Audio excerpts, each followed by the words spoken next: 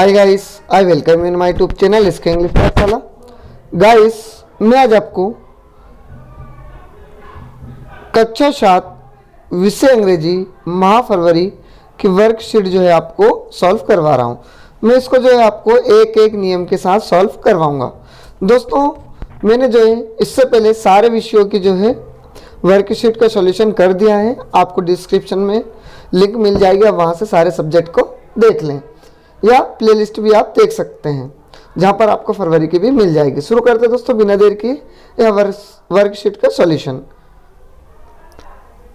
पहला क्वेश्चन है आपका फिल इन द ब्लैंक्स, यानी आपको जो है ब्लैंक को फिल करना है वर्ड फ्रॉम द ब्रैकेट्स। जो ब्रैकेट से आपको एक चूज करना है, उसके हिसाब से कितने करने हैं, केवल 5 करने हैं दोस्तों। तो पहले का आंसर आपका रहेगा रेनबो, आपको RAINBOW रेनबो। रेनबो का मतलब होता है इंद्रधनुष। दूसरे में जाएगा आपका फ्यू, पहला वाला FEW फ्यू, है ना। फ्यू क्यों आया, क्योंकि जो है यह काउंटेबल के लिए उपयोग किया जाता है और किताबों को हम गिन सकते हैं, इसलिए यहाँ पर फ्यू का उपयोग किया गया है। फिर आपका रहेगा सी वाले में ऑन रहेगा, पहले वाला ON ऑन पहला। फिर है आपका यहाँ पर इसका उपयोग किया जाएगा, है ना, क्योंकि यहाँ पर जो है प्रेजेंट डे की बात हो रही है, वर्तमान की बात हो रही है, इसलिए इसका उपयोग किया गया। फिर यहाँ पर एंड का उपयोग किया गया है, AND एंड का, है ना। दो फ्रेंड की बात हो रही है और शब्द के लिए एंड का उपयोग यहाँ पर किया गया। फिर यहाँ पर जो है राइटिंग का उपयोग किया गया है, WRI राइटिंग। क्यों, क्योंकि ये सेंटेंस जो है पास्ट कंटिन्यूअस का है और उसमें ING लगाते हैं, राइटिंग हो जाएगा। फिर इसमें गंगा, है ना, गगन इज ईटिंग एन ऑरेंज, है ना, यहाँ पर एन लगेगा, A और N। इसमें राइटिंग आ जाएगा, इसमें एंड आ जाएगा और इसमें इज आ जाएगा और इसमें ऑन आ जाएगा। बढ़ते हैं अगले क्वेश्चन की ओर।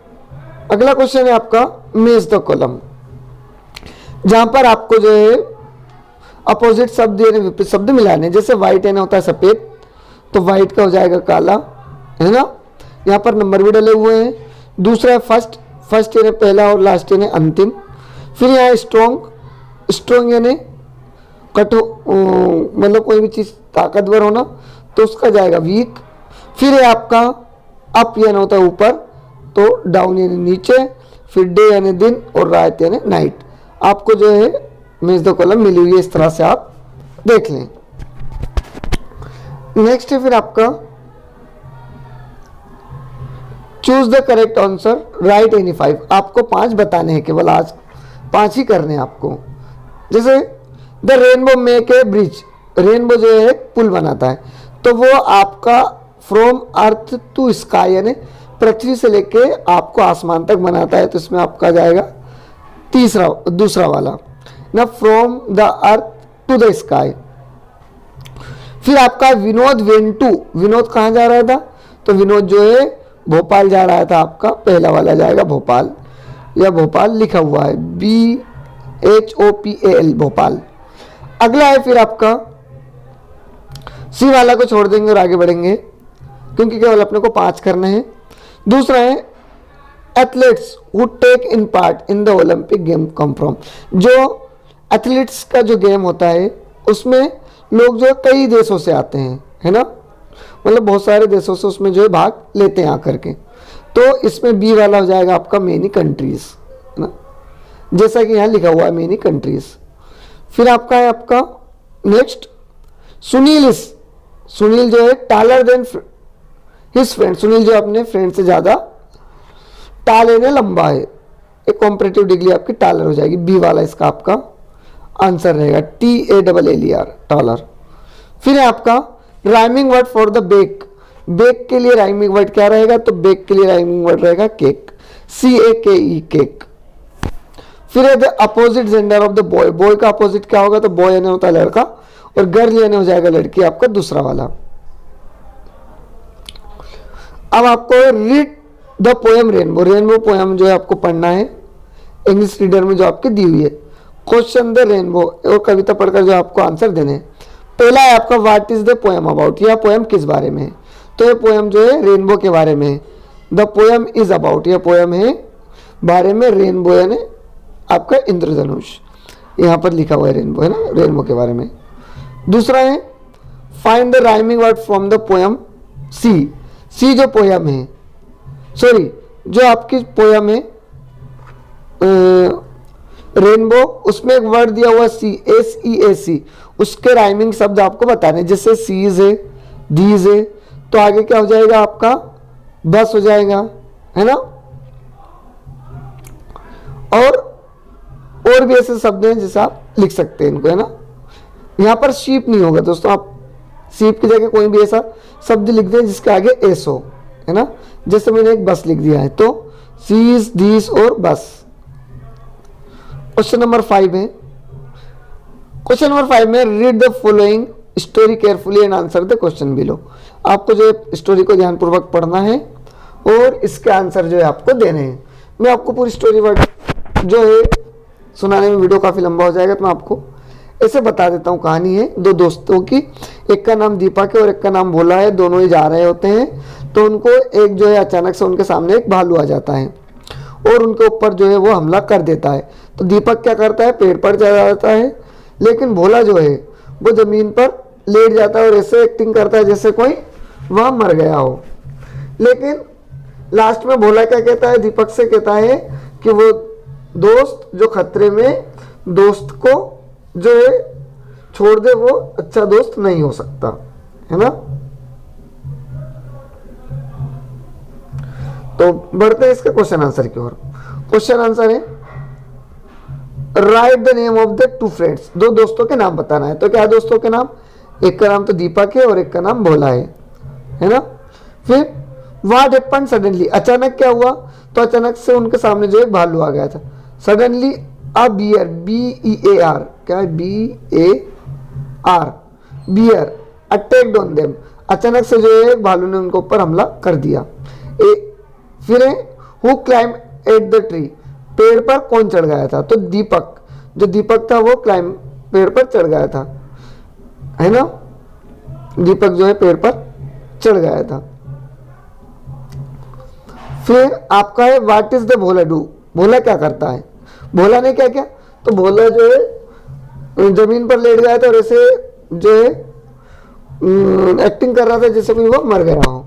तो भोला फेल यानी गिर जाना, FELL fell, on the ground यानी जमीन पर, and pretended to be died, जैसे कि वो मर गया हो।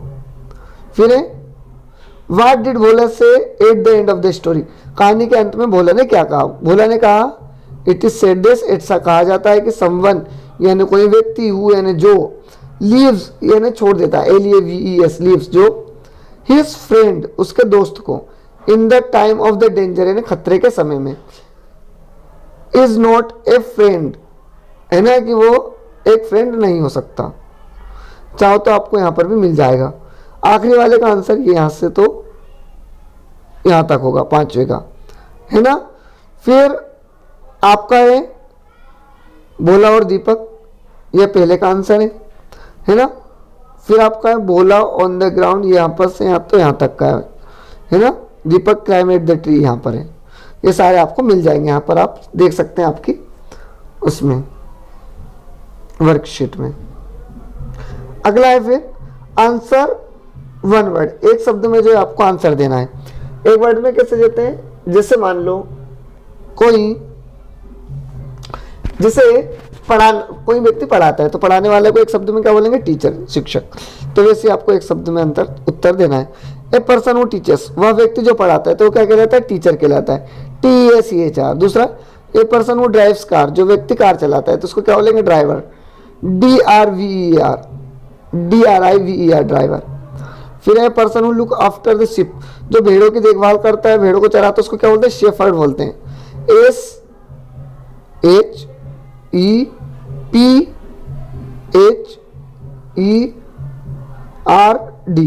शेफर्ड इन्हें होता है भेड़ चलाने वाला, जिसको हिंदी में गरेडिया बोलते हैं अपन। ए पर्सन हु राइट्स, जो व्यक्ति जो लिखता है उसको क्या बोलते हैं, राइटर बोलते हैं। फिर वो व्यक्ति जो गाना गाता है वो होता है सिंगर, SINGER, सिंगर। फिर है आपका प्रोजेक्ट वर्क। प्रोजेक्ट वर्क में क्या है आपका, what festival do you celebrate, आप कौन सा त्यौहार मनाते हो। कलेक्ट इन्फॉर्मेशन, आपको इन्फॉर्मेशन निकालनी है उन त्योहारों के बारे में और जो उनकी लिस्ट बनानी है। जैसे मान लो दीपावली एक हो गया, दिवाली आपका फेस्टिवल हो गया।